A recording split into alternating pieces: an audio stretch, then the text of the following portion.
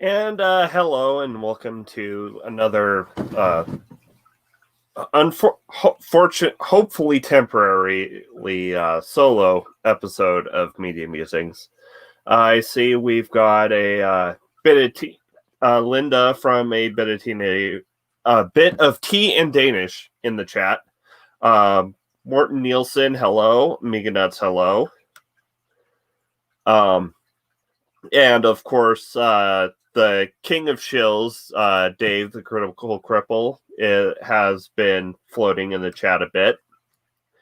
You know, the bits of him that don't have his head in a freezer. So, hello to all you in the chat. Hello to everyone who is lurking. And hello to my special hello to my better half, Hissy. Hope you get feeling better. Hugs. And so, you know, another hello to everyone who might be lurking in the chat and anyone who may be viewing this in the future. So today was going to be Les Mis Part 2, but due to scheduling issues and life happening, we are going to have a brief intermission. And a few weeks back, before Bastille Day, which I was going to bracket with Dresden Files and Les Mis, I did a poll where I had a few different options up for topics of media musings.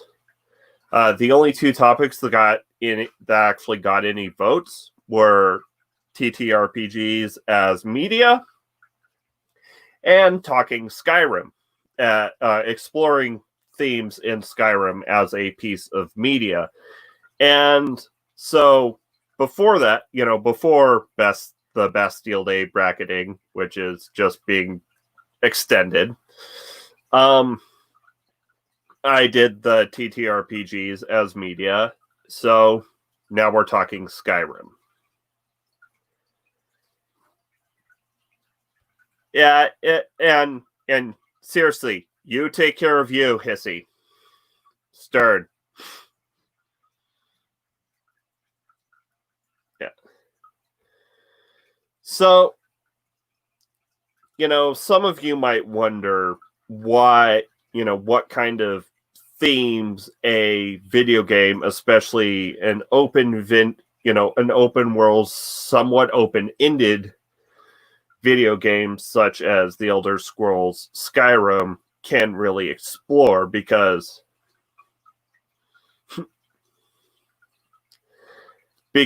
after all, it is all up to the player to Grr, not supposed to be booping me while I'm on stream. Darn you.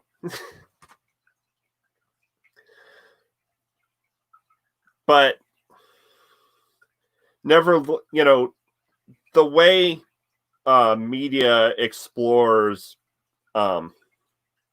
themes the way interactive media explores themes is much different than the way conventional media explores themes, because in a play or in a series of novels, or a rock album, a movie, you have the explorations of the themes dictated by the author, and you can explore how the author and presenter explore such themes. But when it comes to interactive media,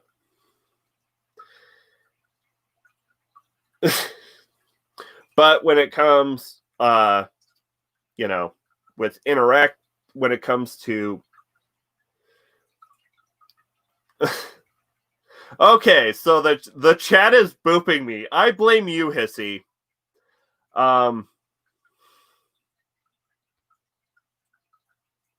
Grr.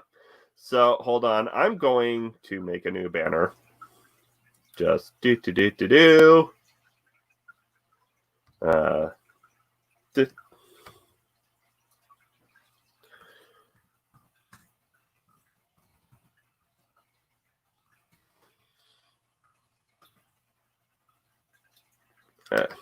No boops.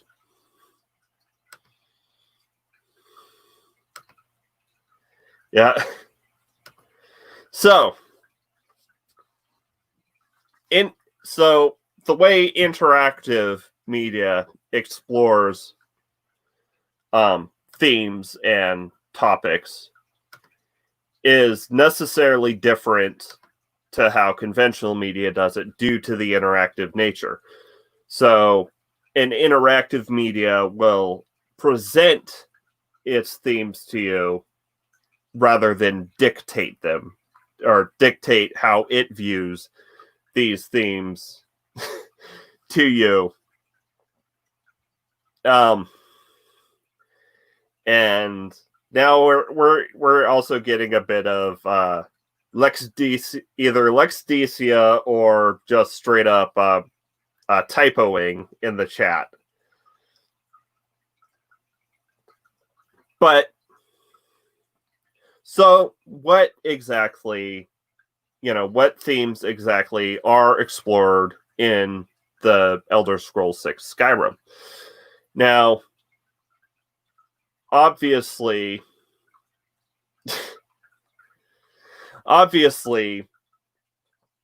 the first few minutes of the game, you're not, you're essentially being presented the world as you are being,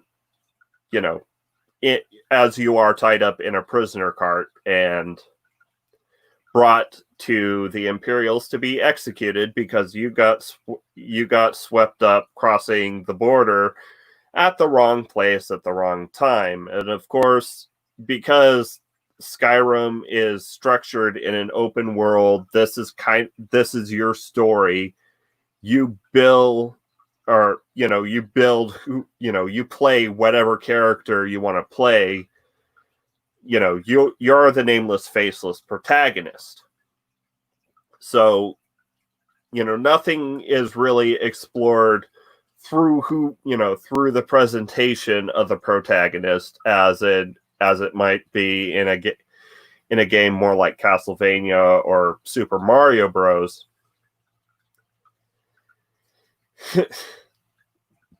Yes, that guard has seen some crazy shit.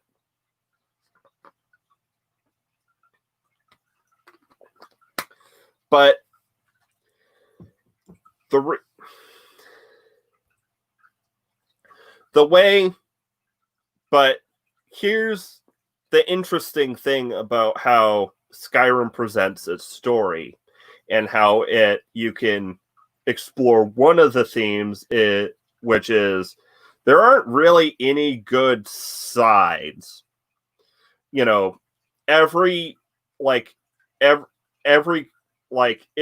seems to make a statement that every side to a conflict has some good and some bad, and there is some sort of nuance when two large opposing factions collide with each other. Because as you play the game, you encounter the Civil War, quest line where you can choose to either join the Stormcloaks, which are rebelling against the Empire to try and make Skyrim an independent country, or you can join with the Imperials. Now, I don't know about, anyone else who And of course, Hissy's doing some shilling for Worm Online. Hashtag not sponsored. But, you know, you start your playthrough as almost being summarily executed by the Imperials for just being in the wrong place at the wrong time.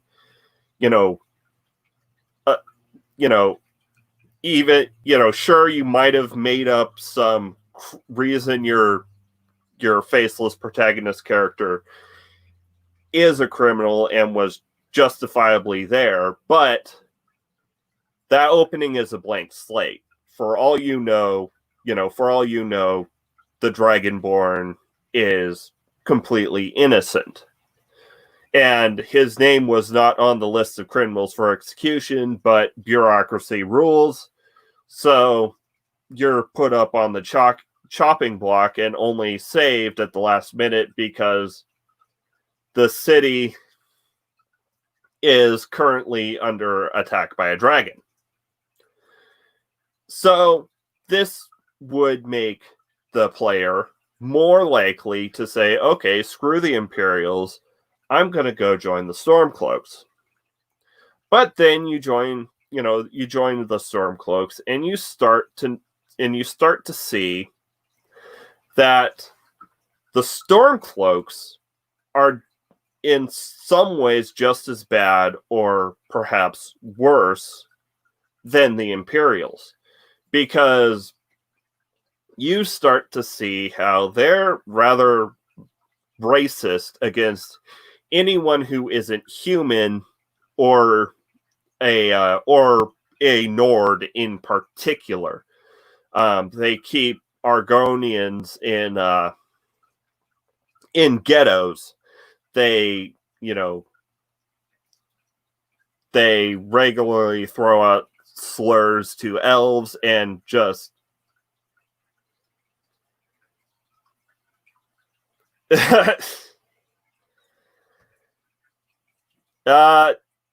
you're probably gonna beat me at that, because I've been sitting at 133 for a few months now.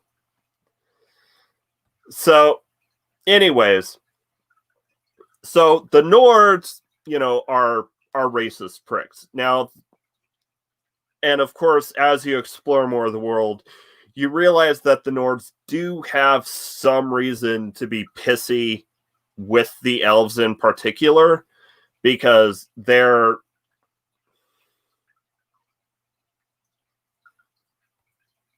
the Nords are racist pricks.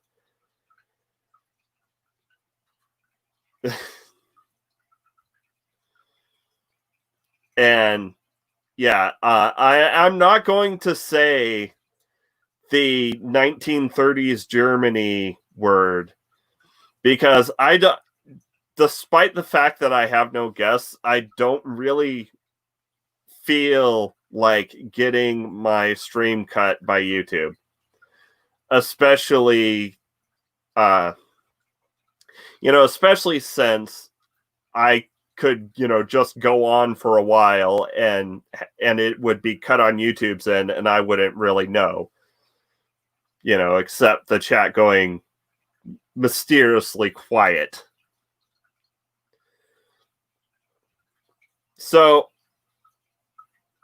the Nords are completely unjustified in their treatment of the Argonians and the Khajiit.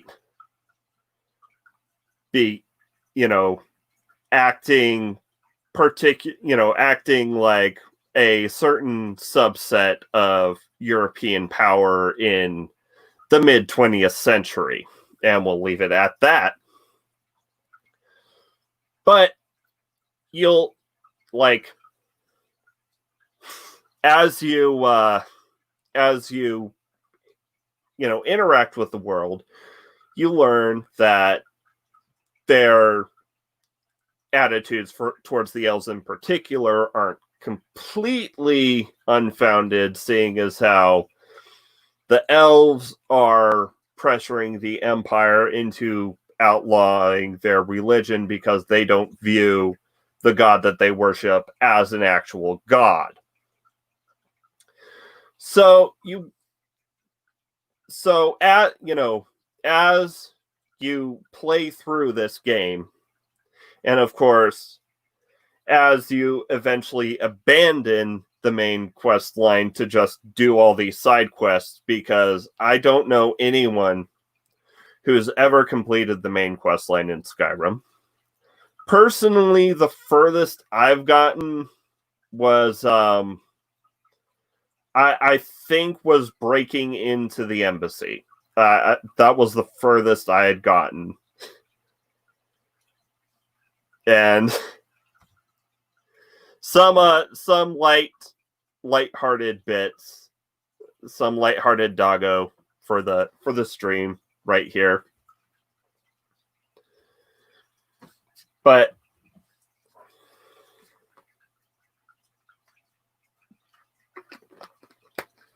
so you have that theme where different factions have their own reasons and for their actions.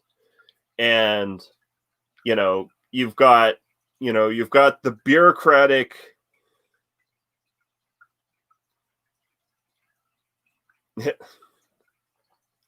yeah, maybe the dog was just like screaming in existential horror, perhaps.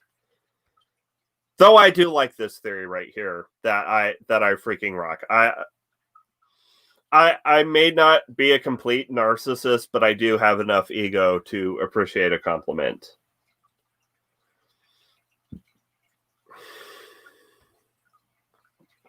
And yes, puppy. Yeah. And of course, Hissy, it is completely your fault that I have enough ego to appreciate a compliment. So thank you for that. But so cripes. And though there is one issue, like while you have set up this rather somewhat politically nuanced world with different interacting factions, there is a bit of unrealism that kind of, like, I can see why it was left out of the game, because it would be like a computing nightmare. But you could aside. So technically, if Skyrim behaved somewhat in a politically realistic style, you could theoretically, like, if it were aside from the fact that there's no coding for it, you could theoretically just take over Skyrim just by doing all the submission, all the subquests, all the side quests. And yeah, I'm fine with that. I'd love to have you on. It's good just having someone to bounce off of. Because each of the regions have a little subquest that you can do for the Jarl. And if you complete that, that little string, you can become a landed Thane of the under that Jarl. So you could have lands and titles in every province, of Skyrim. Every guild, the Companions, the Thieves Guild, the Assassins Guild, their quest lines all end with, the Mages College, all those quest lines end with you becoming end with you becoming the leader of that faction. And I get it. It's kind of a power fantasy thing. It's very much the trope of the one new recruit eventually earning his, working his way up to the top, his or her way up to the top.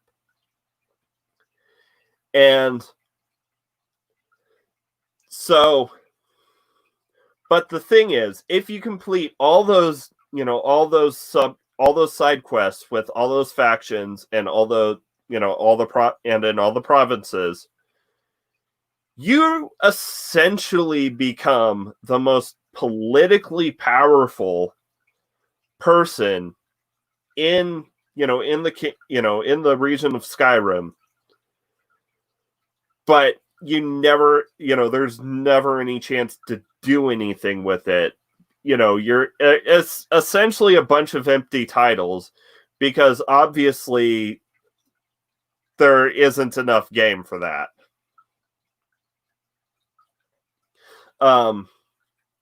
You can, yeah, let's see.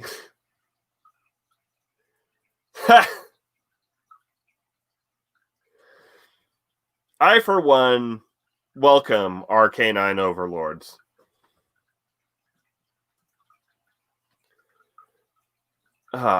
So, okay, I kind of blew. So,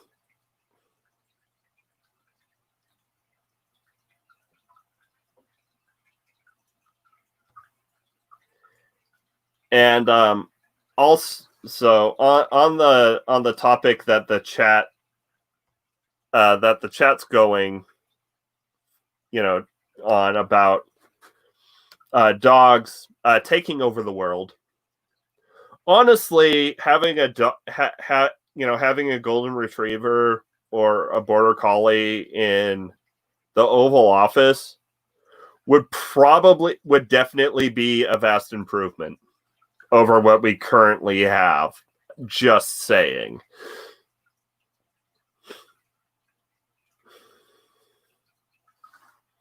Yeah. Though the question is, in this scenario, would we just would all our infrastructure be just directed at making doggy treats, or doggy treats and frisbees?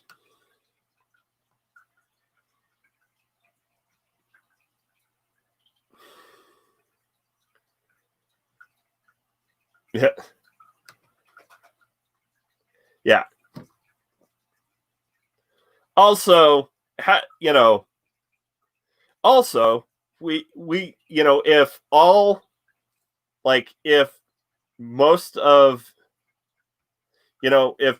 the world leaders were puppers and doggos, we would probably have world peace, because who can look at that face, at the face of a border collie, a Saint Bernard, a German Shepherd, and who can declare war?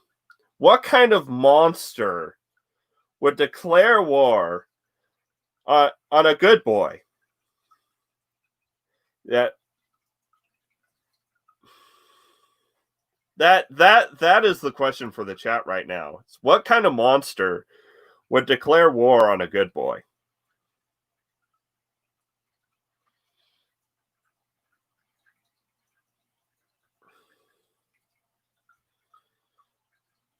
And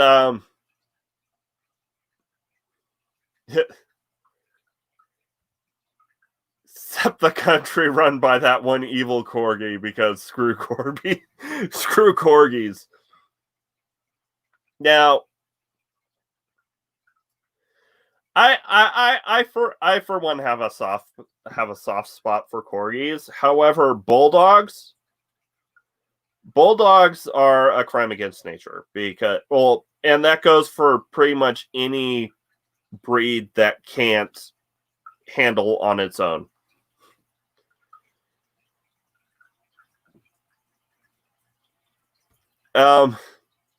Unfortunately, I am unqualified for the position, constitutionally speaking, because you have to be at least 35 to run for president. And while my body may have aged that much because of being in the army, I am not 35.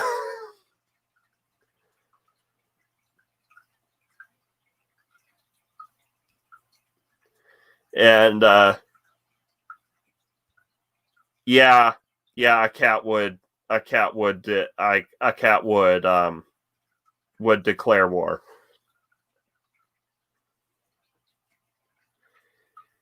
And Amiga Nuts, I'm sorry, but yeah, I have to agree. Dogs as world leaders would be preferable because cats would declare war just to watch all the humans serving as foot soldiers die, because cats can be sadistic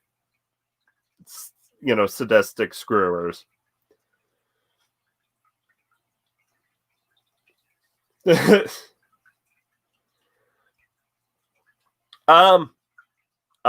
earliest the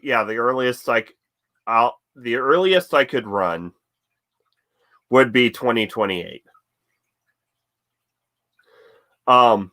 That being said, by that time I should already be in the UK, so I'd be ineligible for that because I'd be technically a citizen of another country.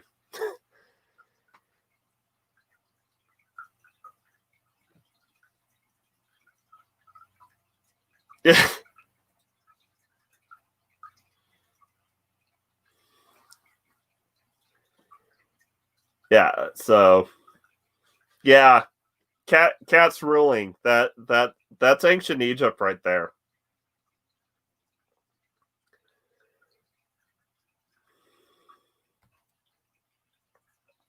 Yes, bureaucracy, bureaucracy willing, I will not be an American in 2028. So technically speaking, I can never run for president.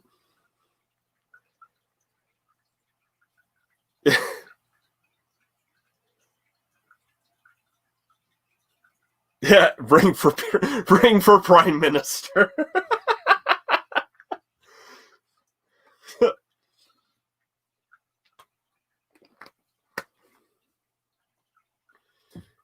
First order of business: dump tea in the English Channel.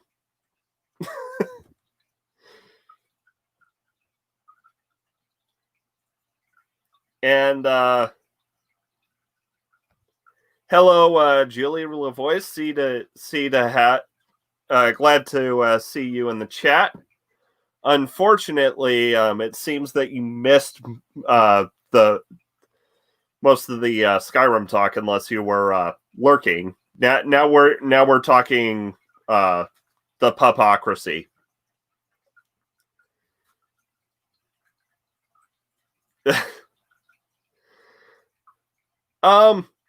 Now Hissy would probably disagree with you, seeing as how technically, as a Hufflepuff, I am a badger.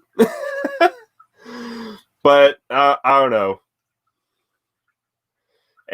So here's a question. Here's a question to the chat. Put M in the chat if I am the puppy god.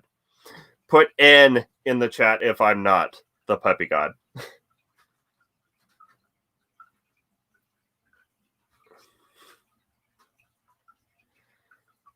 Yeah. So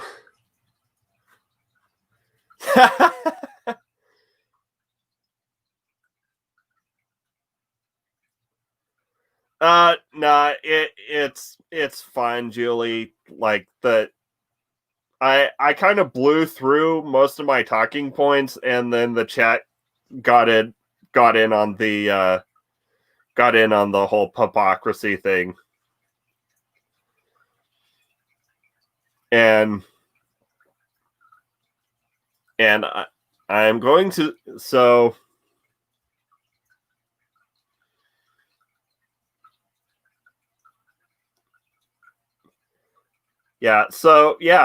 apparently the chat has spoken, and apparently I am the puppy god. You know what?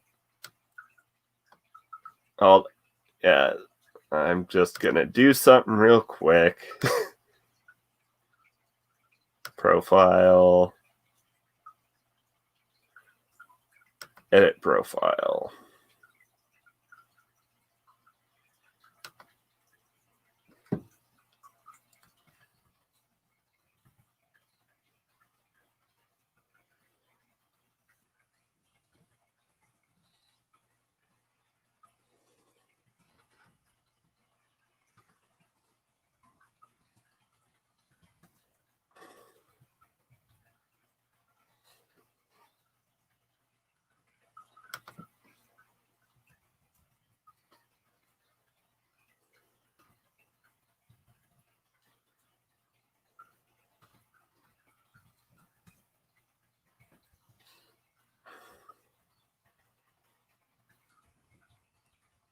Oh, sorry that you're sorry for the boring spat of silence.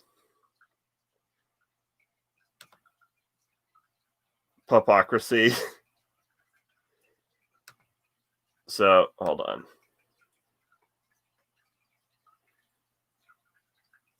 on. So now everybody gets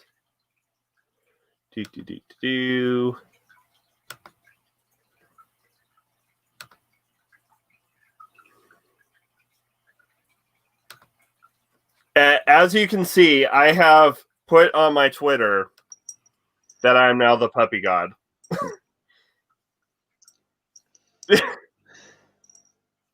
Hello. Hello. I, for one, welcome our new puppy overlords. Yeah. Yeah, the chat kind of hijacked the stream, which is kind of fine because I largely blew through what I was talking about. As I said, I didn't know that I'd be much help to you on this either because I thought you needed you wanted someone to bounce off of a bit, so I try my best. But like I said, at least sort of get like any sort of like action role playing game kind of things or anything. Yeah. Not my lane, to be honest. I've never even played D&D once in my life. I wouldn't even know how to begin playing D&D. So, hello, Julie. But I wouldn't. So this is maybe it could be a little educational thing for me of why I ought to give these sort of games a try. Maybe I don't know.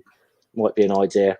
Well, yeah. So that is. Well, I don't know. You do have a computer, and they are on Steam. Okay. I don't play a lot. Just weird. I mean, I'm gonna probably treat myself to a PS4 at some point. I do not play a lot of games online at all. So, yeah. Well, I will say if you're more used to a console, it's probably better to get Skyrim for a console. Okay. Because if you're not used to gaming with the mouse and keyboard, then it takes a lot of getting used to, and See, it's just not something. I mean, I may have done like I don't even know if you could really call them like online role playing games ever. I think the earliest thing I can remember anything like that was this older game I had for my Atari 800. So this is how long ago we're talking about. Yeah. there was a game I had called King Arthur's Heir, but that was just a one-player game. You know, it was where you were just trying to find your way around this kingdom and to find the scroll of truth, I believe it was. And hissy, because you can escape into worlds that are marginally less screwy than real life. See, like I said, I've never done RPGs. I've done on occasion, but again, never really got serious into it. Wargaming. Oh yeah. But again, with that, it's always been historical. I've never got into any like Warhammer or I think maybe I did own a set of Space Crusade when I was a kid, which is like obviously what Warhammer 40,000 sort of sprung out of that. But a lot. But I've never got into like any. Even with that, I've always done like historical. I've never dipped my toe into anything fantasy or sci-fi with that. Yeah. But like like an upside of playing Skyrim is, I mean, you can go around killing racists without any real world consequences. Yeah, that's the selling point. Yeah, that is a selling point. Yeah. Though. Well, and the only in-game consequences is you might have to lose some of your gold to pay off your bounty. Okay. So yeah, I think you guys are going to have to like educate me sometime on something like D&D or anything like this. Because I like I said, where I wouldn't even know how to begin to play any of these games. I'm curious because I want to know what the fuss is about in a lot of ways. I'm very curious to learn. So maybe whenever you get through your current D&D, maybe I'll sit in on the next one or something. Maybe I'll run a one shot sometime to help introduce you. Yeah, that'd be an idea. And Amiga, obviously there is empirical evidence of the puppy overlord because I exist. You can see that I exist.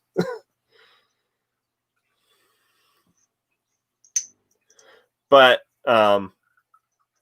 now there is something like potentially kind of messed up about Skyrim, but only if you really think about it and if you have kind of a twisted sense of humor. So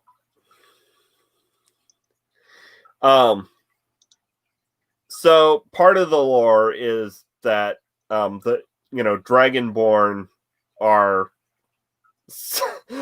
CGI. Yeah, sorry. The chat's being distracting. Never had this problem before.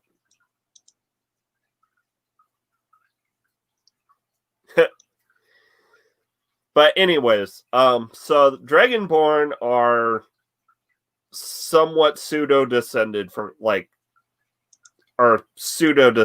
dragons. There is like some kind of blood connection between them. The thing is, there you go. Puppy Overlord confirmed. Puppy Overlord confirmed. Hashtag Pupocracy. Yeah. Yeah. So, let's see. See, the only thing I could Google about it was something like the Elder Scrolls, which is Skyrim. Is that? Yeah.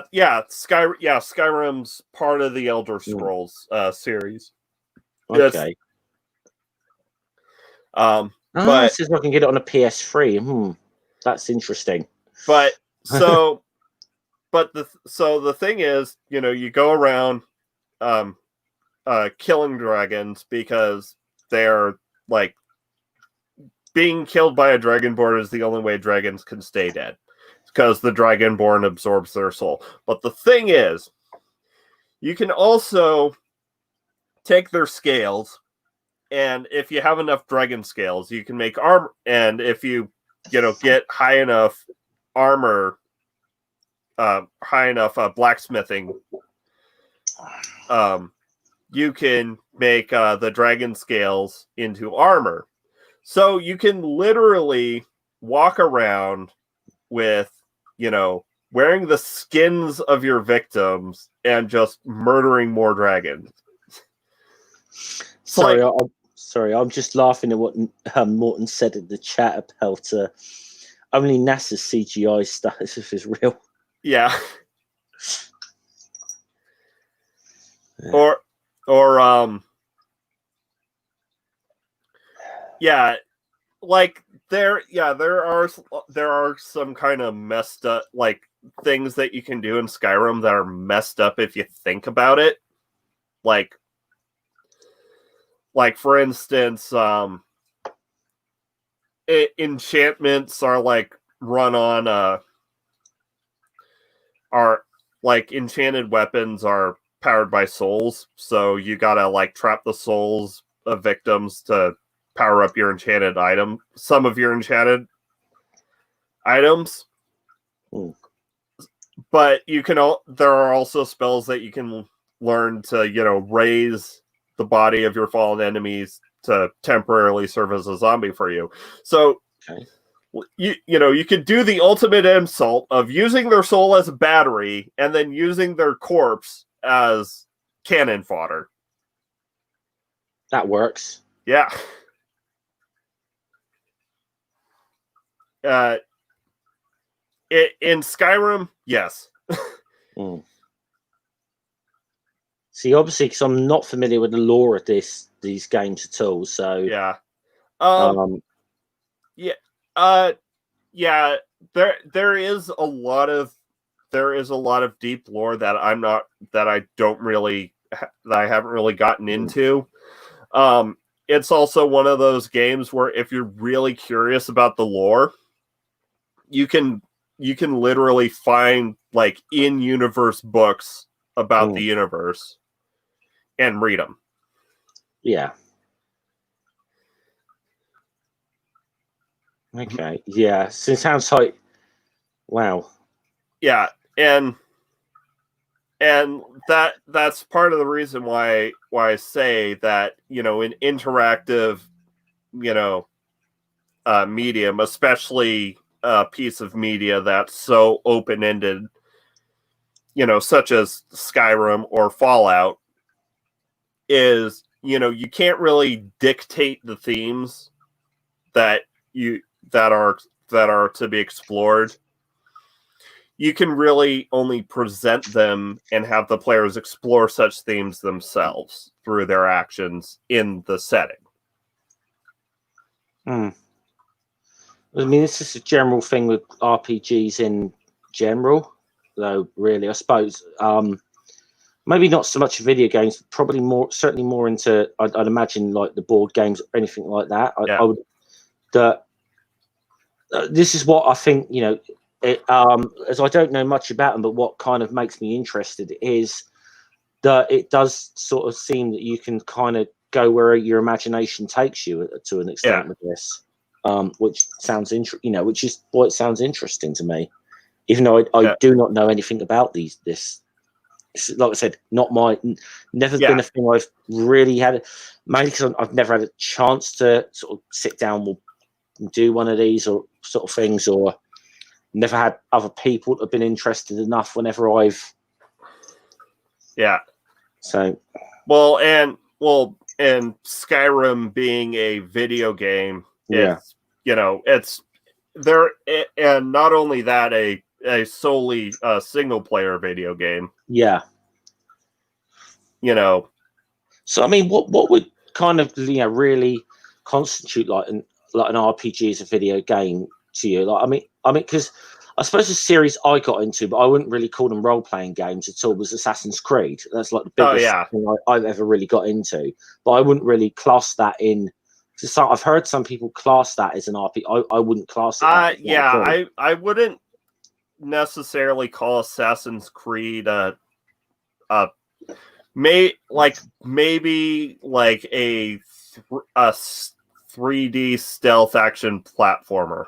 That's more how I view it, because Yeah. for starters, I mean, there's only one ending with those games. Yeah.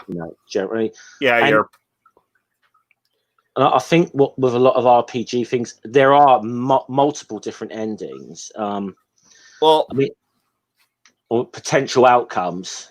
yeah. Like, I think there is only like one real ending to the main quest line. Well, I mean, two. You succeed or you fail. Yeah. But the thing is, there are other ways in which the player can, interact with can affect the world. Like, for instance, what side they pick on the Civil War in the Civil War quest line, if they decide to go through that, basically decides who ends up ruling Skyrim. Yeah. Okay. Yeah.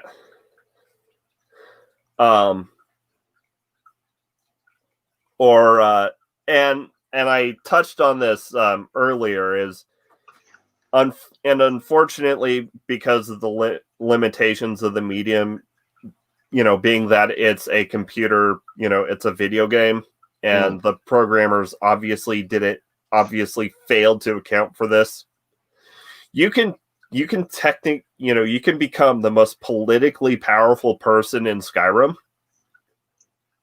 but you don't have anything to do with, there's nothing to do with it, because, they probably expect you to, play through the main quest line, do a couple side quests, couple side quest lines, and then put down the game. So, I mean, here's a question I could ask then. Yeah. Do you think there's? I mean, I suppose that there has to be by definition, but do you think that there's far more limitations? It seems to me what you could do with something like Skyrim than what you could do with something like a board game, like a D&D. Oh yeah, definitely. It seems like there's a far, and by necessity there has to be, because there's only so much that can be programmed. I mean, okay, we don't know where technology is going to go in a few years' time. We don't know where it could possibly lead to. But I mean, I remember being blown away by things like video games like Fable, for example, a few years ago, and just I suppose would kind of come into that sort of genre, but and also what would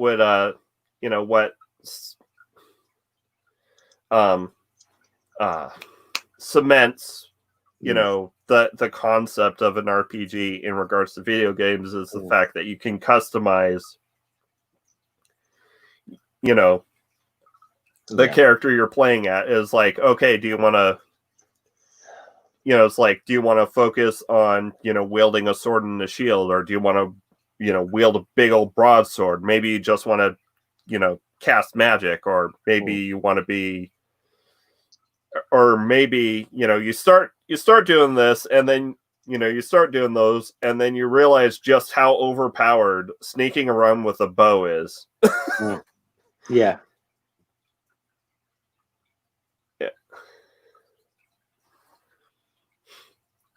Yeah, it's like I said, it's a. I mean, it does obviously. I mean, there are, as I said, though, there are limitations within a video game of what you can and can't, and probably more so than there would be with like a board game or so on. But obviously, it's incredible to think, obviously, because of the technology and the way things have been developed. I mean, people think, like, I mean, something I've never played, but like World of Warcraft, that seems to have an incredible sort of expansive world where you could do an awful. I mean, and as I said, I remember being blown away by Fable back in the day, and even though, I mean, hey, we could probably do. I could actually suggest you could do a whole stream on Peter Molyneux alone, but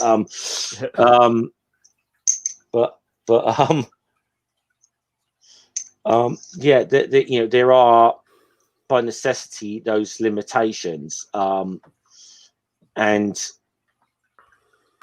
I mean, maybe that's better for someone like myself who's trying to come into this and understand these things a bit more, but I don't know. Yeah. And yeah, I will say, like, it is infinitely more customizable when you come to a tabletop setting, rather than a computer setting. Like, even if you're running through a pre-written module, the players can try pretty much anything they want, within reason, of course. It's like, can I try to jump to the moon? No, you can't jump that high. Yeah, flat Earth confirmed. Yeah. Yeah. But now, theoretically, a high enough level spellcaster could conceivably attempt to fly to the moon.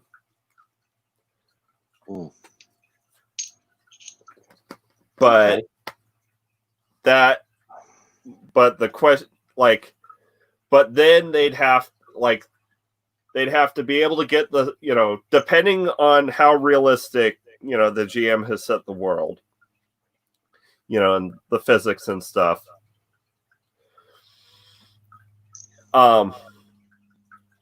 You'd have to account for the cold and the vacuum. You'd have to find a way to counteract that. You'd have to fly yourself up far enough into orbit so that you can maintain orbit long enough to have a long rest to recover your spell slots, and then fly the rest of the way. Or you could just also teleport. Yeah. So it sounds like me. Obviously, it seems like the limits are very much set upon. Yeah. Again, obviously by the game itself, I mean, sort of a video game, but maybe in the board game, Yeah. whoever's running the game, sets the parameters. And it's basically, like, the two limiting factors on what you can. Well, you can, the only limiting factor on what you can try is the only limiting factors on what you can try is your imagination and what the DM says is plausible. The only the factors that are, on what you can do when it comes to a tabletop role-playing game is obviously the first two, because if you cannot try, you cannot do. And, of course, the whims of RN Jesus, also known as the dice gods. Yeah.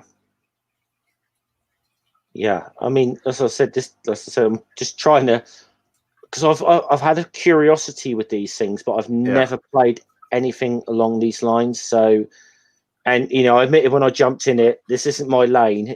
So I hope I'm providing something valuable to this just by asking some questions, maybe. But this is definitely a work. It's sort of a thing that I've never been into, but I'm curious about. Yeah. And I've never perhaps had a sort of community or whatever where I could, or found time to do these things, whatever it may have been. But I am curious about these sort of. Well, one of these days, I could probably get a group together and run you and some other people through Lost Mines. That's a pretty good introductory adventure. Yeah. Okay. So it sounds interesting. Yeah. Probably want to do one for want to do something for noobs. Yeah. And like I said, Lost Mines is very much it's the introductory module. It's basically the module that was written to like, okay, this is how you teach people to play 5e. Yeah. Okay. So yeah, it sounds And of course, welcome to my channel where everything is about D&D, even when it's not about D&D. No, I know. It's just obviously I'm trying to ask questions because this is and I'm guessing you just appreciate having someone to bounce off of. I very much appreciate having someone to bounce off. No, it's interesting just if I can ask questions about about this about RPGs, because it's, again, I'm unfamiliar. I'm familiar with wargaming to an extent, but even then my thing has always been I've played historical tabletop war games, and never massively got serious into that. And I know people who were absolutely massive into that. But, which is actually kind of funny / interesting because, tabletop role playing games like D&D essentially kind of evolved from the historical wargaming hobby. Hesse says I picked the right person to talk to about D&D. Yeah. Sounds like it. I mean, I imagined it was an evolution from the wargaming kind of thing, and obviously, I suppose there were a lot of that. Like when I was young, for a while, fantasy wargaming was a big thing. Like Games Workshop was a real big thing when I was young.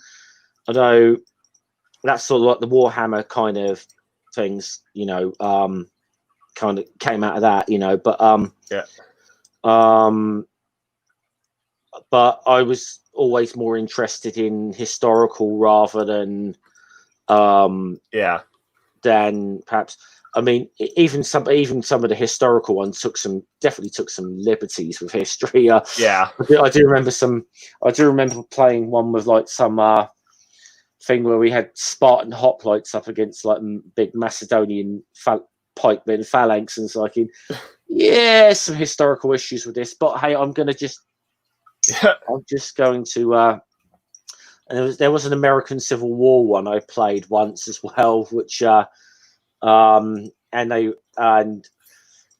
almost deliberately lost because I got stuck with the grey side, who I do not particularly identify with. So I'm like, okay, this is supposed to be Fredericksburg. No, fuck it, I'm going to make this into Appomattox. Quite frankly, I will lose this one on purpose. Quite frankly, So basically, you got stuck flying the treason rag. Yeah. Or rather, or rather, in your case as a Brit, the treason rag 2.0. Yeah. Well, I think I told you I used to do historical reenactments, didn't I? Yeah. I don't know if I mentioned that or not, but I used to do American Civil War, and the only time I ever put on the grey was to help out one time, and it was on was it Portsmouth? There's a ship there called HMS Warrior, and they did a thing once a year called the Alabama Crew, and they were kind of looking for some help sometimes. So I kind of went down and helped them out, but it was the only time I put the grey on. But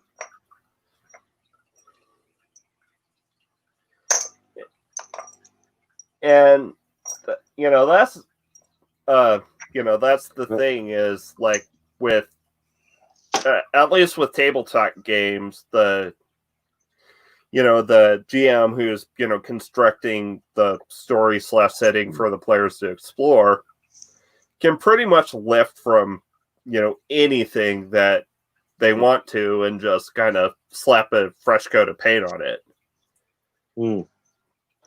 Like, like the game I'm running for, on Saturdays is I got the original, inspiration from, the Victorian age of exploration. Okay. Yeah. So I've caught bits and pieces of that game you run on, but I've Yeah. a lot of the time I've been in there for like 10, 15 minutes and just said hello, sort of. But Yeah. I suppose not being a part of the game, it's a little bit difficult for me to sort of sit there and listen and try and get into it. But yeah,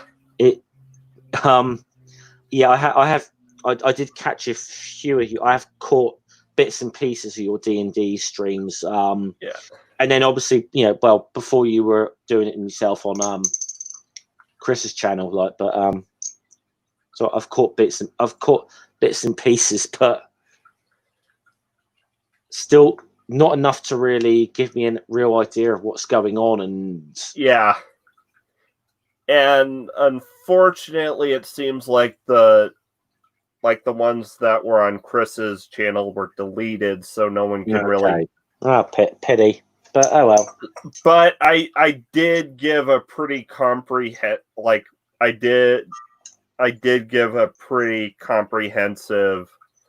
rundown on what's a pretty comprehensive highlights real type rundown on how the party got to where they are when I swapped it over to my channel. Yeah, Hissy is saying D&D is hard to watch people play. You have to be joining in most of the time. Yeah, that's kind of what I got the impression of having. And as I said, I've popped in a few times to say hello, and but it's been a little difficult for me to really, because I don't quite know what's going on to really get my head into it. Yeah, and if I'd watched you from the beginning, I might be well into this, to be honest. But... Yeah. And unfortunately, I can't be as interactive with the chat on, during those because I'm running all the background stuff. Yeah. Yeah, I get that. It's yeah. Well. And I have never played WoW. I've never played World of Warcraft, actually. Again, neither have I.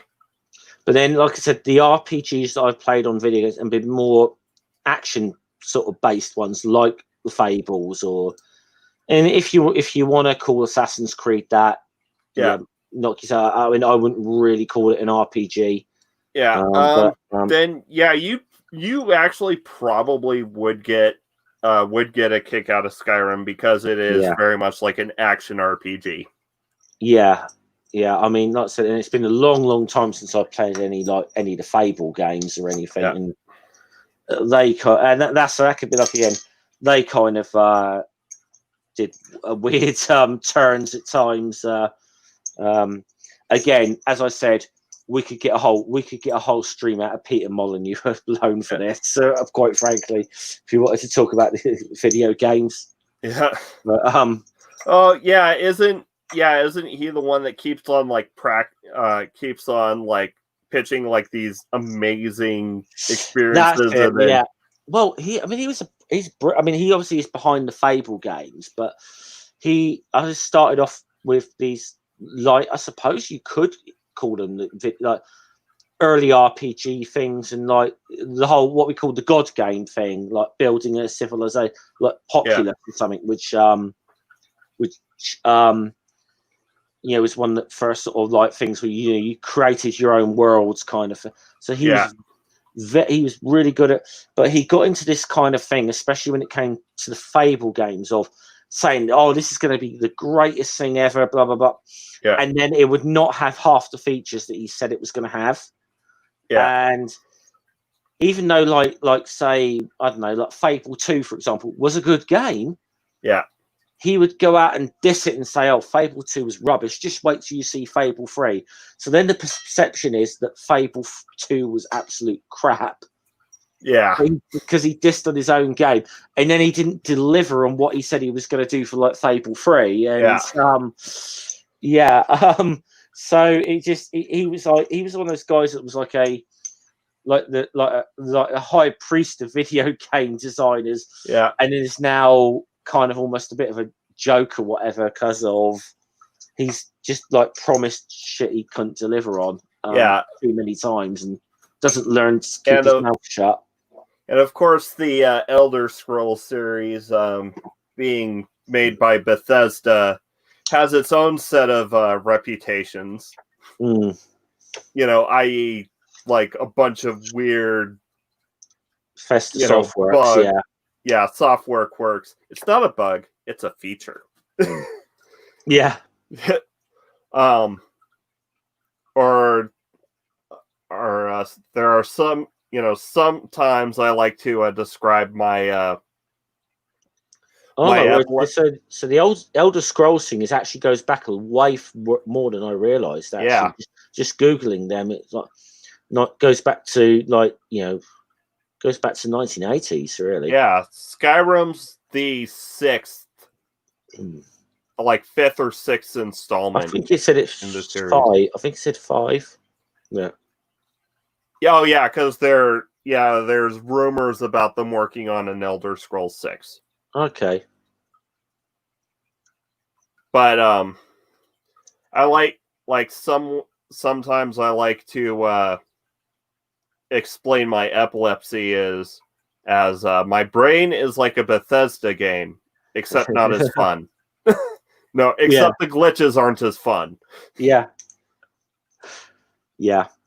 So I mean, and I got to be a lot of the stuff I remember about Peter Molyneux as well, just because I've watched what's been the 5-part series that Kim Justice did on her channel. Who, if you are into retro gaming, I recommend. If you got a bit interested like retro gaming or anything like that, I recommend Kim Justice. She's got a great channel.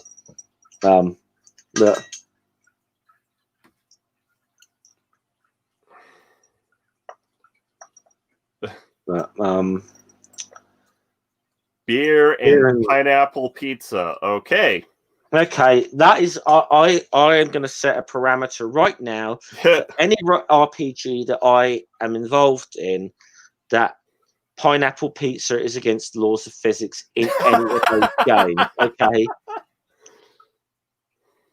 I'm gonna make that if I'm ever like a dungeon master, that's going to be one of the rules. Yeah.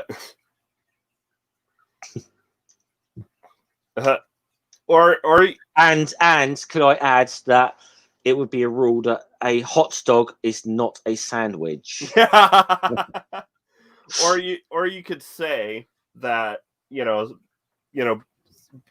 the DM, you could say in the setting that pineapples don't exist. How can there be a pineapple pizza if pineapples don't exist? So what should I ban? Pineapples or pizza? Yeah.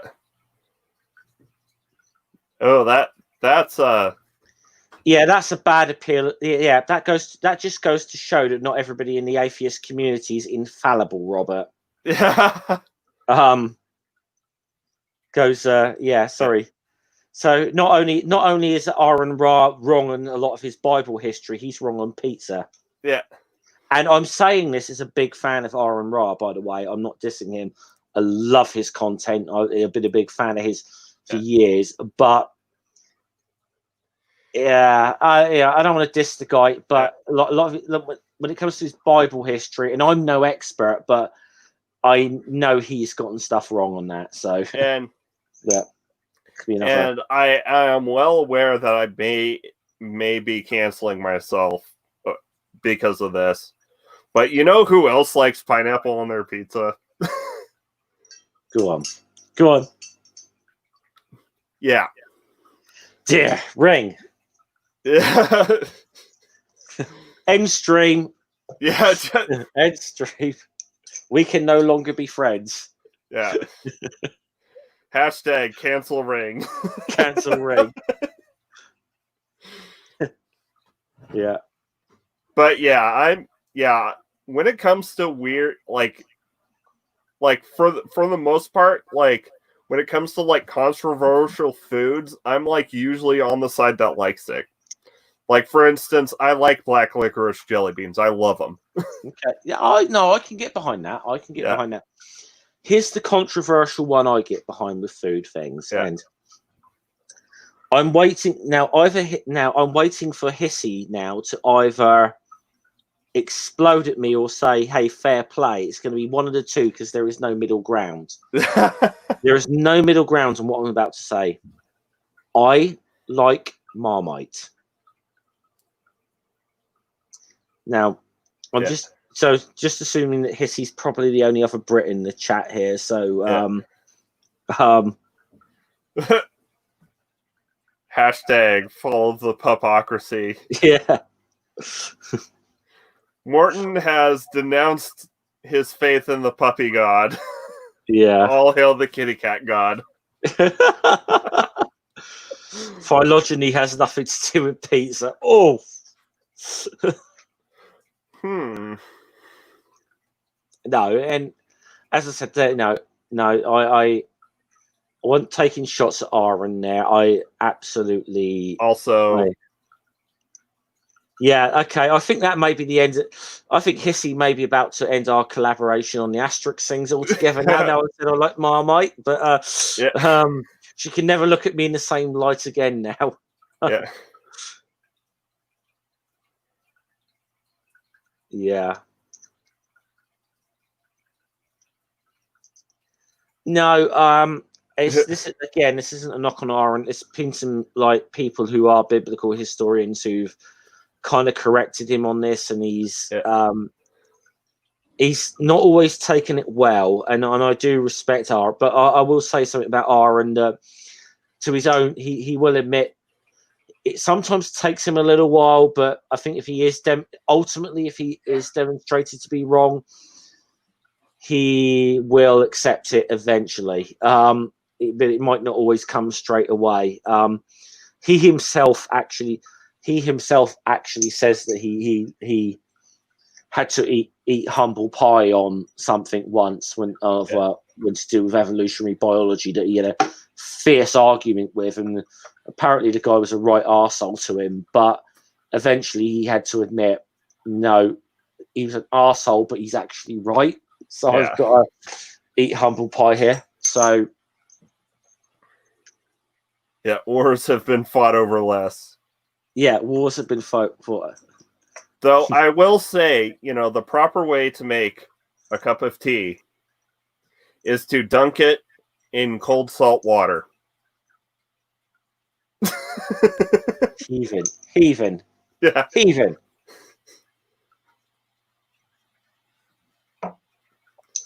And that is your obligatory Yank versus Brit joke for the stream. Yeah. Good night, everybody. Oh dear. Yeah. You did. I've said it number of times. We allowed you guys independence before you were ready for it, and Donald Trump is the result of that. No coming back from that one, is there? There's no coming back from that one. Well, I would say, yeah, actually, you know what? Sorry, I just see what the thing is, you would have a point if you hadn't voted for his knockoff to be your PM. Yeah, fair. Okay. Yeah, okay. Yeah, there you go. Voting Boris in when that was the last time we were ever able to look down on Americans with any sense of superiority. Yeah. Yeah, it's like, yeah, sure, like, like maybe for the first couple year or so of his presidency, you were able to get away with that, but then you had to go and vote for his cheap knockoff. Unfortunately, and I don't want to get political on this thing, but I think personally we voted against who could have been one of the best prime ministers we could have ever had. Oh personally. Yeah, but a lot of people disagree, but I honestly think historically, looking back on it, history is going to look a lot kinder on Corbyn than what they do right now. It does right now. But so yeah, even as early as 2016, you didn't really have a leg to stand on because you had Maybot.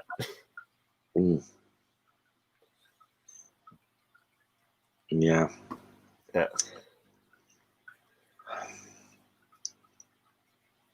Hissy, she was. Let me do this properly. Hissy, Theresa May was strong and stable.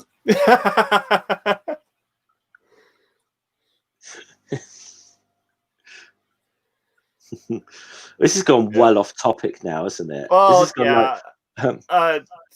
Well, like I said, I blew through all my talking points at the beginning, and I know. I have to also confess, I missed like the first 5 minutes or so of your stream as well. I had to pop out, and I just was popping it in my earphones, and then as I was on my way back, I was like, "Ring, do you want me to jump in a little bit when I get back home?" So, but yeah, the main point at the beginning was that because of the way it's the game starts and the way that the game's set up is it kind of leads the player through multiple playthroughs to realize that when you have big factions, that things seem to be a bit more nuanced. Because you start like every told, like every told off here, by the way. Yeah.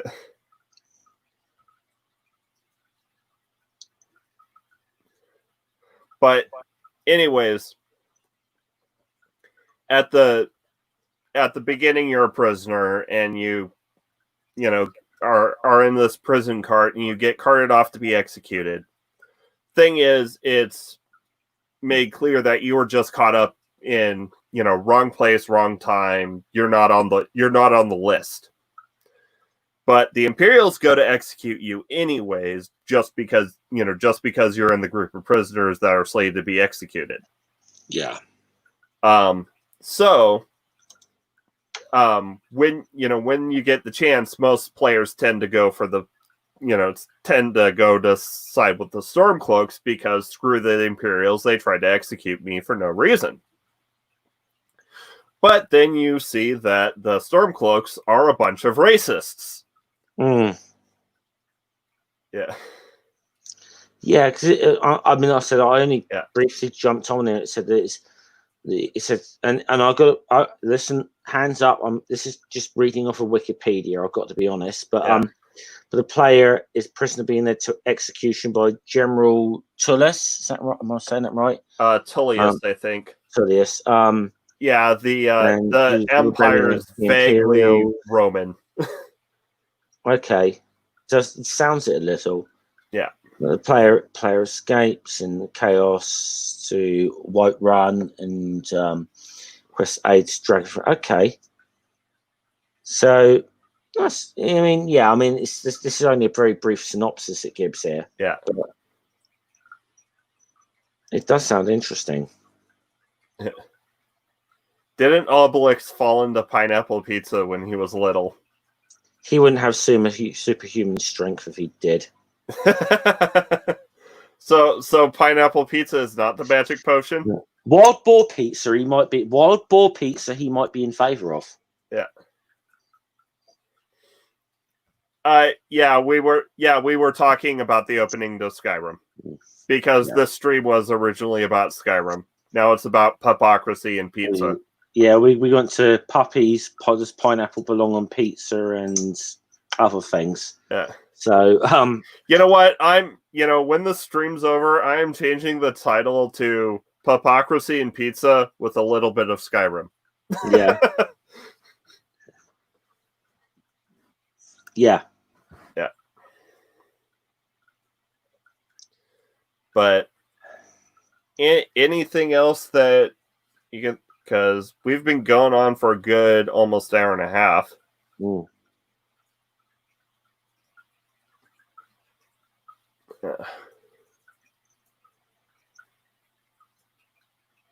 Thank you, Morton. Yeah. Yes, thank you. Yeah. That is a shining endorsement. That is that's kind of praise from Caesar, really, but yeah. And I think this is the most concurrent watchers I've ever had, because there's Amanda currently 13 people watching according to StreamYards. Yeah.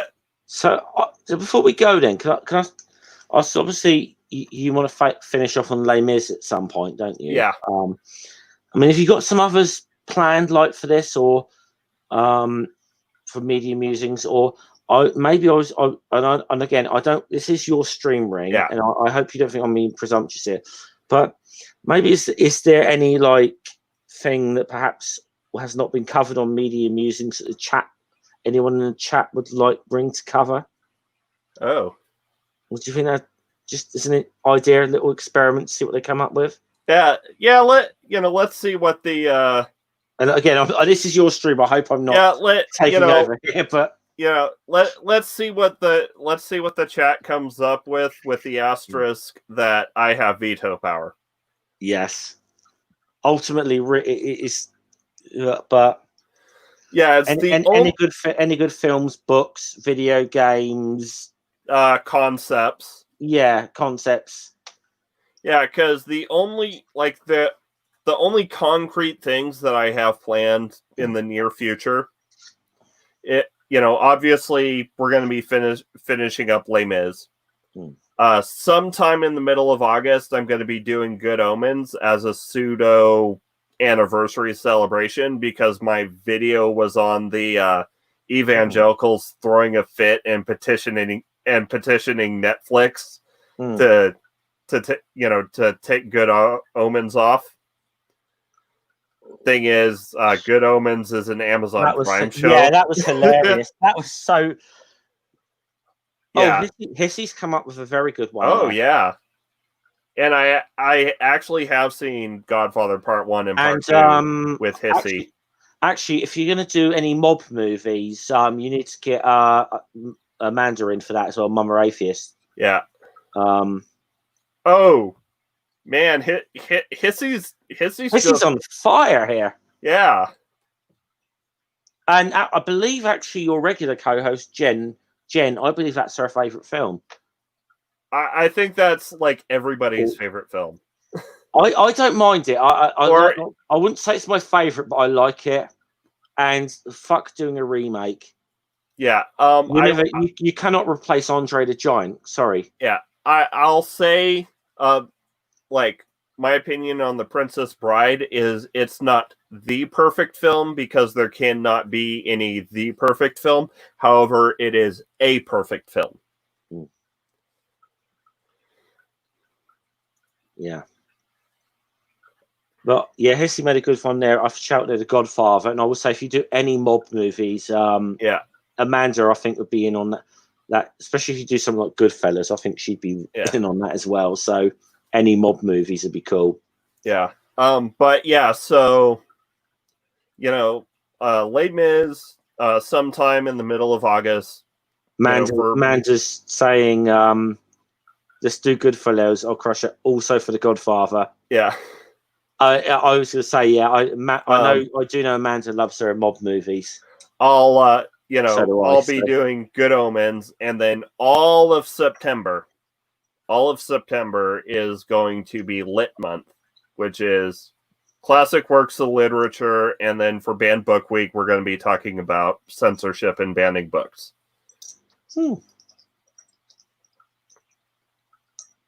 Because I like setting September aside for just talking about literature on my channel, secular D&D aside, because that's it's there's basically in honor of Banned Book Week. Yeah.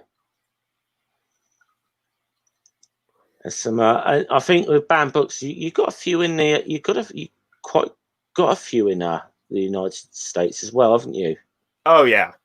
Other than banned nationally or by certain states. I mean, yeah. Catcher in the Rye, for example. Banned in a few places. Brave New World, I think. Yeah. Some of the Harry Potter books, even, I think. Oh yeah, the Harry Potter books were actually burned in the South. But sorry, I'll just ask, wasn't To Kill a Mockingbird banned in a couple of places as well? I'd have to double check, but I wouldn't be surprised. Let's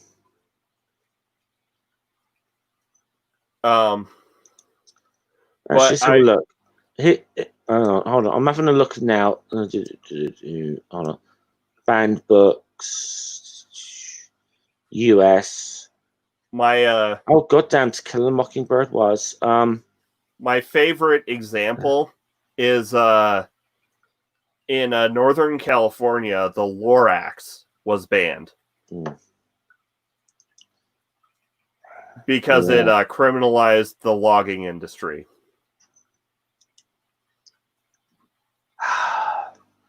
I don't want to say, I don't want to diss on your country, Ring, but when novels like Catcher in the Rye or To Kill a Mockingbird or even the Harry Potter things are banned anywhere and the fucking Turner Diaries isn't, something's a bit wrong. Yeah. So that's all I'll say on banned books. Yeah. And Hissy's so far the only person suggesting topics is Hissy. Yeah, Hissy's come up with some good ones, like the Iliad and the Odyssey. Yeah, the Iliad and the Odyssey, unless we're talking about general, like what every if we're gonna get really in depth with the Iliad and the Odyssey, which I think Hissy would want to, because Hissy would want to be on that stream, because she is the resident classicist. Yeah, that one would have to be a couple years down the road, because I'd have to read the Iliad and the Odyssey.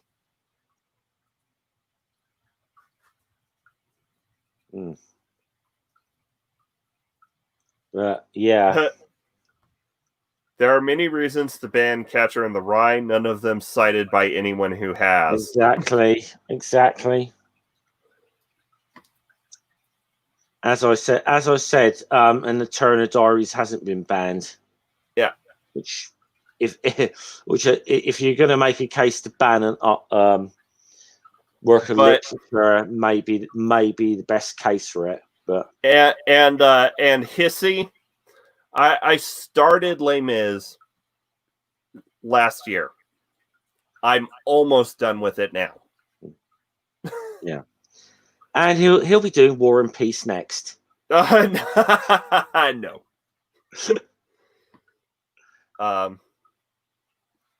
But like I'm definitely going to want to do Dr. Faustus sometime. Either as part of Lit Month or maybe in October.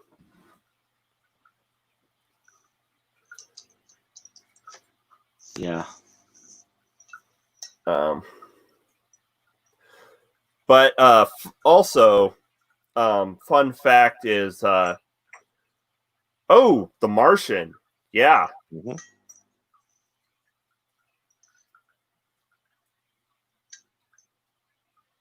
I'd be down to do The Martian. Sorry, Morton said, what, the Book of Mormon? What? I mean, are we really counting religious works as book? I know we probably could do, but are we really counting that as works of fiction or not? And yes, I am talking Christopher Marlowe's Dr. Faustus. Mm-hmm.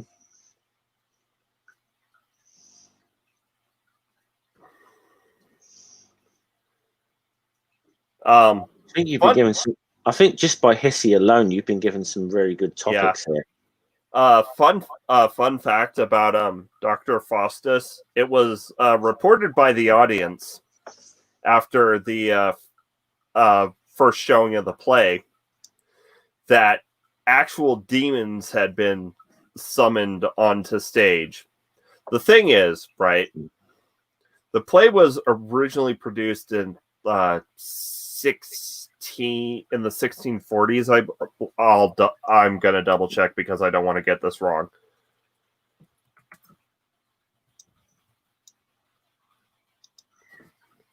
Okay. Yeah, okay. So Dr. Faustus was first performed in 1592, and it makes prodigious use of fireworks in the stage directions. So Amiga's come up with some movie ideas. Yeah. Oh. I'll have to look at I'll have to look at the birds. The birds, yeah. I mean, Hitchcock alone could be a good. Yeah. Oh, yeah. Yeah. The thing is, I haven't really watched much of his filmography, unfortunately. The Expanse. Morton, I'm actually in the process of watching that at the moment. Might be good. Yeah, might be a good one to look at, but I have to watch it. Yeah, I think I will say, I mean, I've enjoyed it. What I've seen so far. I've got one episode of the first series, I think, to watch left. But what I've watched, The Expanse so far, it's some really good sci-fi. Yeah, I might do the Umbrella Academy, or at least the Netflix adaptation, because that one's pretty good.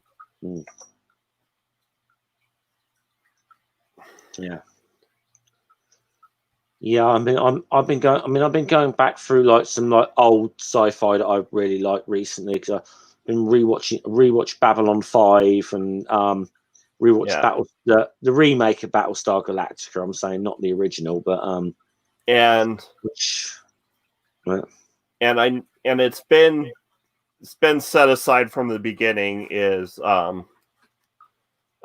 the episode closest to Halloween will be about Jeff Wayne's War of the Worlds.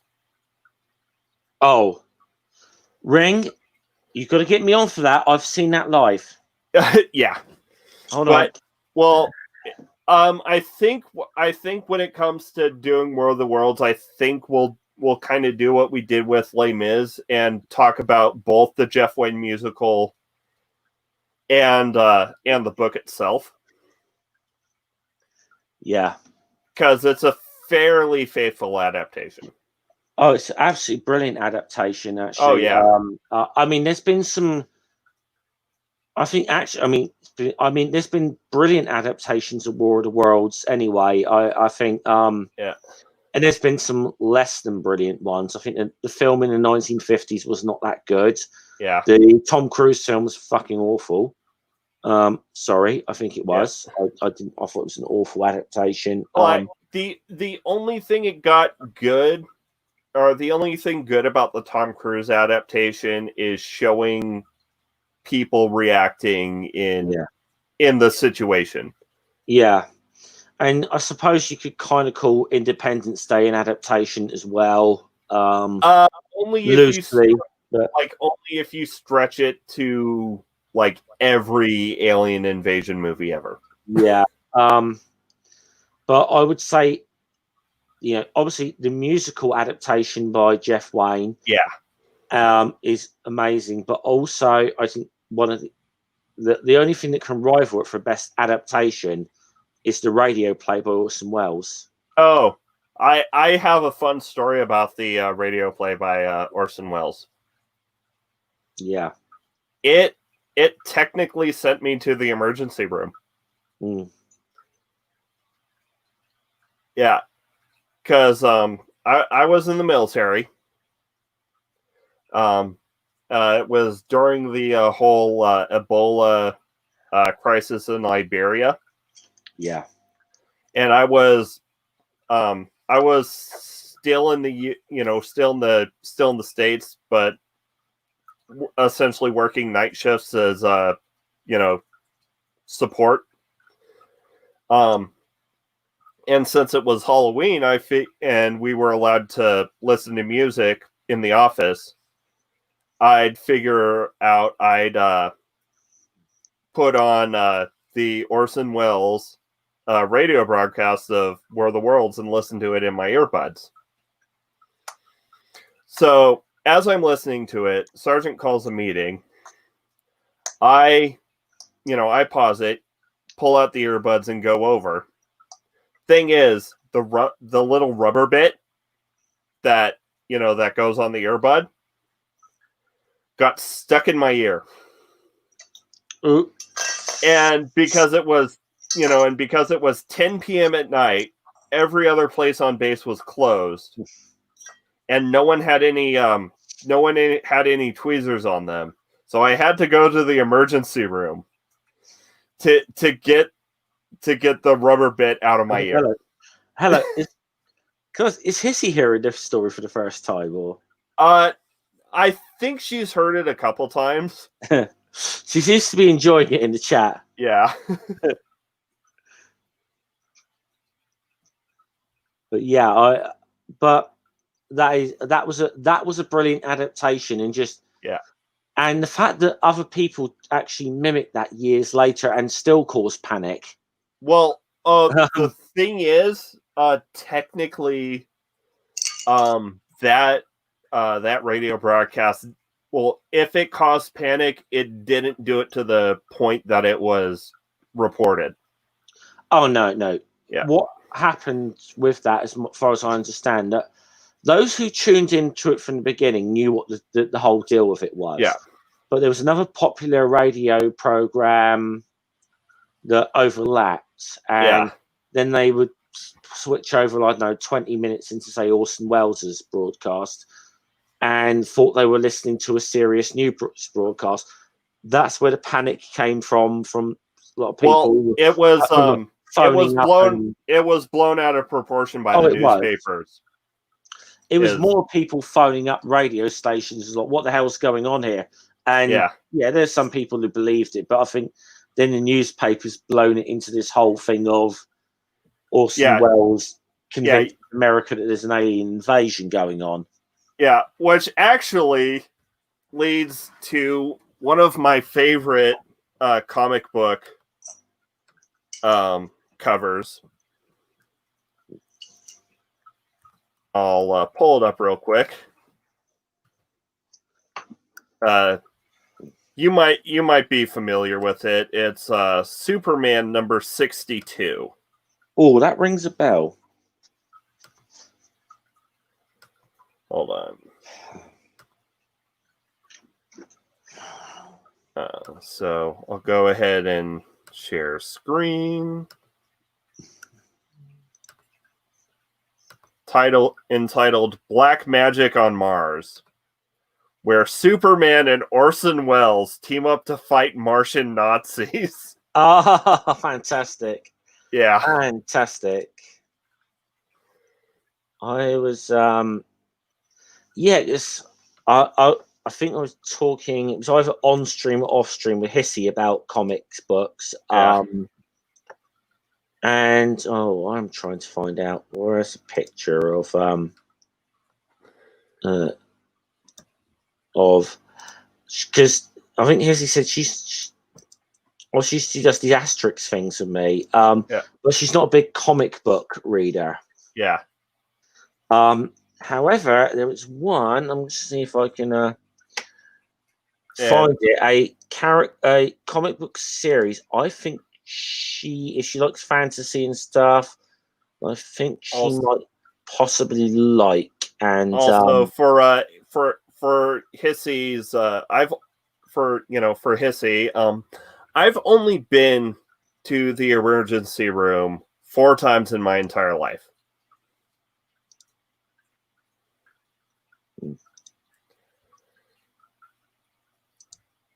Yeah, no. Only 4 times in my entire life. Once for appendicitis, once during basic for an infected knee, the War of the Worlds incident, and then once because I cut my thumb open and needed stitches.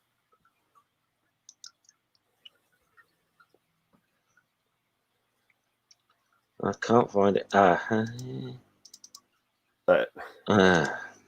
can't find a decent image of this, but I was going to. If I could find a decent image of this, but I would. I was going to suggest. Okay, I'll just spell it out. Neil Gaiman's Sandman series. I think Hissy, you might enjoy that. I've been looking to get into Sandman. It's looked interesting. It is good. The Midsummer Night's Dream story is really good. I mean, technically, the only time I've gone out of clumsiness was the time I cut open my thumb. Because the earbud could have been solved without going to the emergency room. The only reason I had to was because there was no other place open. Like, if that had happened during the daytime, I could have literally just crossed the street to the PX, gotten some tweezers, and pulled it out myself.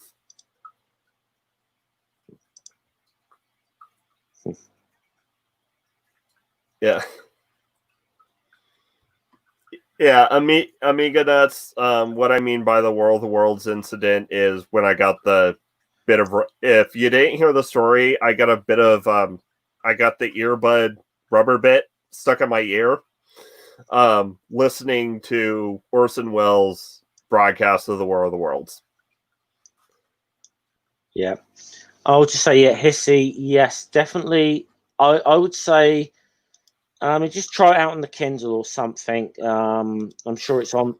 If it's on there, I'll let you know. But definitely give the Neil Gaiman Sandman series a try. Yeah.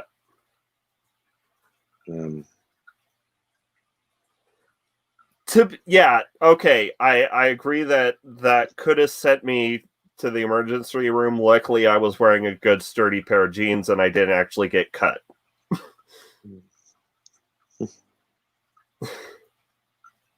I also, since we're giving out suggestions, for those of you, a good kind of introduction to Marvel Comics is the Marvels graphic novel by Kurt Busiek. So it's Kurt Busiek, and the art is, the art is done by Alex Ross, and it follows a news photographer basically through the events that start up the Marvel Universe. So, like, from Captain America all the way up to the death of Gwen Stacy. Okay. Hold on. I'm just trying to go through some of my old comics here. But here's a series that reignited. I think I told Hissy about this last week, that because I said that I lost interest in a lot of like superhero type comics, but kept reading the Asterix things into my teens. However, one thing that reignited a little bit of my interest in comics was this. Spawn. Which I don't think, know. to be honest, it's dated now, but yeah, it looks like it seems to me that Spawn might be a bit too much 90s edge for my taste. I think if you put yourself in, I think you've got to put yourself in the mind of a teenager in the 1990s to get that. That being said, Hellboy looks good. I've read a couple of Hellboy comics, and I'd be happy to get more into that because Mike Mignola's art style is just like awesome. Yep. But anyways, Junk Shop is going live in about 14 minutes. Okay. So let's go ahead and chill. Or is he going on Ilya's channel as well? I think that's what they're talking about because Ilya's, a couple hours, Ilya's after me. Okay. I'll show myself just quickly then. I don't have anything planned for midweek or anything. Probably appearing on a Dave's stream if Mama Atheist allows me to come on to Dave's stream this week, actually, because she may have banned me. Next Sunday, hopefully on my channel, we're going to do Asterix in the Cauldron. Hopefully Hissy's feeling a bit better by then. We'll go through that one. If not, we'll just we'll do another like an open hangout like we did earlier. But hopefully Hissy, hopefully you get well and hopefully you'll be a bit better by next week. So and we'll be up able to do that. So and next Saturday, hopefully, if life doesn't keep gut punching everyone in the party, we'll be doing the next session of Secular D&D, and hopefully next Sunday at this same time we'll be finishing up with Les Mis. Cool. And and if I have the energy to during this week, I'll either edit out a bit of my TTRPG stream to release as a standalone video, because we basically did my my D&D disproves God video in that stream.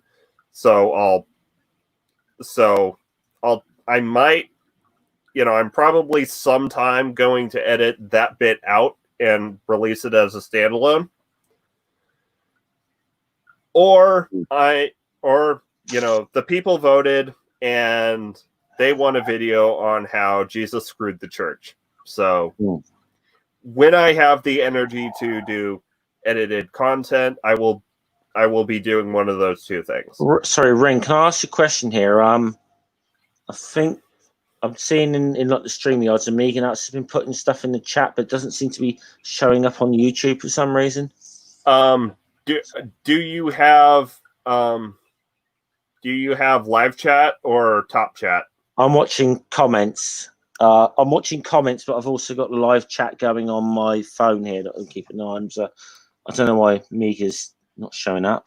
That's really weird. That Mega or maybe it's just my phone being weird at the moment, but I don't know.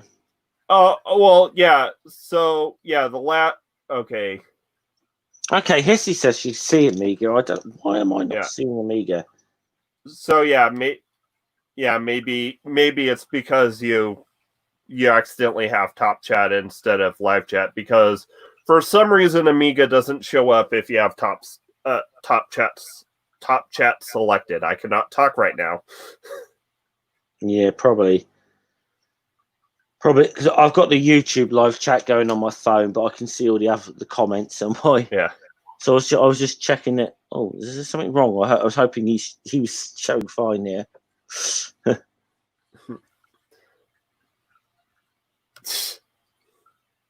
So also during this stream, we may have started two different religions, or rather, started a religion and then had a schism over pineapple pizza. There's nothing that will cause a schism more than pineapple pizza, Yeah. Which is objectively wrong. Well, I mean, a note on the door can do it pretty good. Yeah. Well, I like I said, I'm not into kink shaming, but I've got a hard limit on pineapple pizza. But anyways, so this has been the intermission between Les Mis for Media Musings. Have any taglines you want to throw out? Not really. Don't tend to do taglines. Just say. Hope you'll keep well, and salute. See you later, See you later. Yeah. Sorry, I had to. Hissy. Ring's not supposed to know about that. That's between you and me. But anyways, so support the hypocrisy, and remember, indoctrination is a hell of a drug.